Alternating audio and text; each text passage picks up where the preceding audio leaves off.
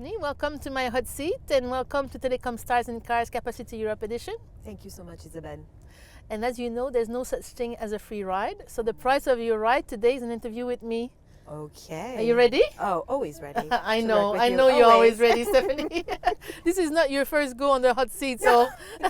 No. It's the first moving one, though. Yes, it's a new experience. It's a posh car. Amazing. Oh, gosh. Yes. Gosh, if I could have this every day, I'd be... That can be arranged. I love it. So, Stephanie, I think you will agree, everyone's talking about AI at the moment. Everyone. It's on everyone's lips, right? Yes. So, do you think AI will have an impact on the infrastructure business in Europe? Most definitely. I would say that the extent to where and how is not exactly known. We've got machine learning and sort of first generation AI that is here, but the real impact of generative AI is yet to come in Europe. I think it started in the US. We can see a lot of strain on transatlantic subsea cables in the US, and these super large gigawatt facilities that we just don't have in Europe. So from our perspective at euNetworks, we've got and I think in general for the industry, there's going to be two things that are going to be necessary to execute on the impact of AI. Number one, more data centers. It's going to require way more data.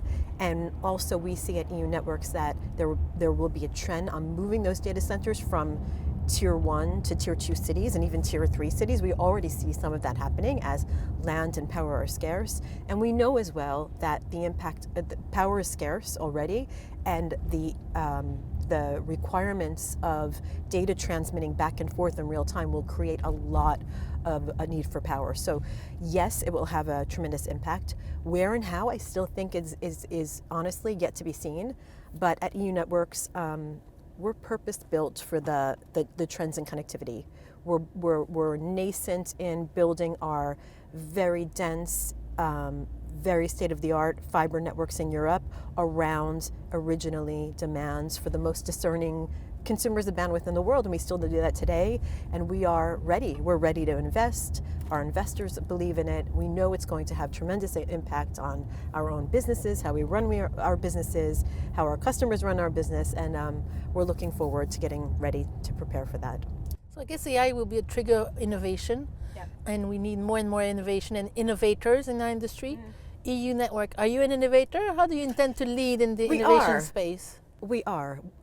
Having said that, we're really focused, right? We're focused on where those surges in bandwidth and connectivity fall, and that's between data centers. So we're super focused on fiber networks and data centers, and to that, we're innovating constantly around those fiber networks. Just maybe two quick examples.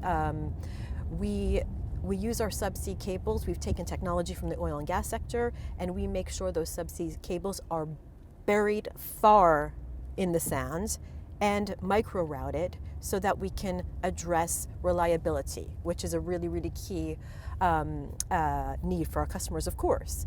From a latency perspective, we were the global first in deployment of hollow core fiber, and today we've got 90 kilometers of hollow core fiber all around London. So we pride ourselves on doing the innovative things that make state-of-the-art fiber networks and enable our businesses and our customers to operate. Lots of exciting stuff. Yeah. I like exciting stuff. I like hot gossip, as you know. You do. Share some hot gossip with me about euNetwork. Come on. I think I'm going to share 3 pieces of hot gossip. Oh, wow. I'm You're spoiling me, Stephanie. You ready? Yes. Or should we wait for the next card? No. So the first, we're shortlisted for 2 awards at the Carrier Awards tomorrow night. First is the best wholesale team, and I love that because wholesale makes a big part of our business, and it just shows the relationships are so great. And secondly is our best sustainability project, and that leads into our new sort of hot gossip on sustainability.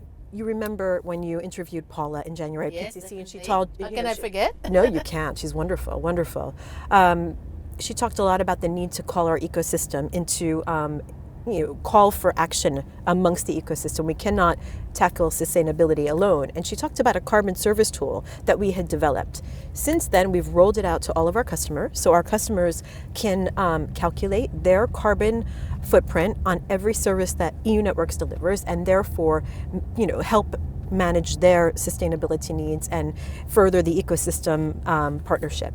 We're also partnering in Scope 3, which is the hardest scope to address around our suppliers. So we're really collaborating closely with constructors, for example, where it's a dirty dig, right? We have to dig into the trenches, we have to lay fiber, and we see that encouraging our partners to follow our lead is starting to pay its dividends. More? Did you Yeah, have one more. Oh one my more. God! May I? No. Yes, please go ahead. So we announced just about a week and a half ago that we participated in some scientific experiments with the University of York, and it enabled in the experiments, it enabled researchers to assess if quantum encryption was possible over a long span of networks, and that utilized our Rockabill cable between Ireland and the UK, and it was the first proof points that quantum encryption is possible over a long span, and that's 224 kilometers. And I think that's just the beginning of what the possibilities of quantum brings in terms of security and all of these trends that will ensue in the coming years. So who says telecom and infrastructure is not cool?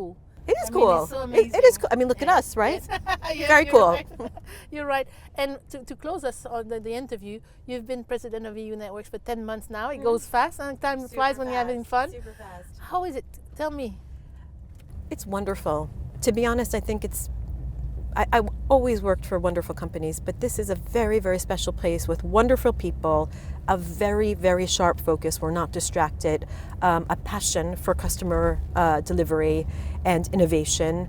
And it's super exciting. We're a new leadership team, and we're a 50% women leadership team. So I mean, it's special. Yes. And a wonderful chairman, Brady Refused, who was the CEO for many years. He's taken the role of chairman. Paul has taken the role of CEO, and it's exciting times.